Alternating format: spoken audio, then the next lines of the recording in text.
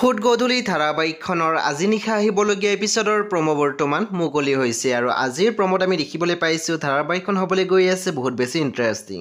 বলকচোন চাওঁ আজিৰ প্ৰমোত কি দেখিবলৈ পাইছোঁ। আজিৰ প্ৰমৰ প্ৰথম ভাগত আমি দেখিবলৈ পাইছোঁ পলিয়ে প্ৰিয়াংশুক কৈ আছিল, তুমি তোমাৰ ধৰণে লাইফটো এনজয় কৰা, মই তোমাৰ সন্মুখত কেতিয়াও বাধা নিদিওঁ। এইখিনি কৈ পলি আঁতৰি গৈছিলে আৰু তেতিয়া প্ৰিয়াংশুৱে মাত দিছিল, পলি শুনাচোন পলি।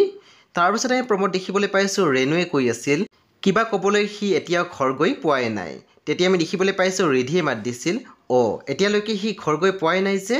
তেতিয়া আমি দেখিবলৈ পাইছোঁ ৰেণুৱে পুনৰ কৈছে, আজি বা দুৱাৰে মাজত কি হয় মোৰ ভাবিয়ে ভয় লাগিছে। তাৰপিছত আমি প্ৰমোত দেখিবলৈ পাইছোঁ অনুৱে প্ৰিয়াংশুক কৈ আছিল, মই তোমাক কৰা প্ৰশ্নৰ উত্তৰ এতিয়ালৈকে পোৱা নাই। তেতিয়া প্ৰিয়াংশুৱে মাত দিছে, মা।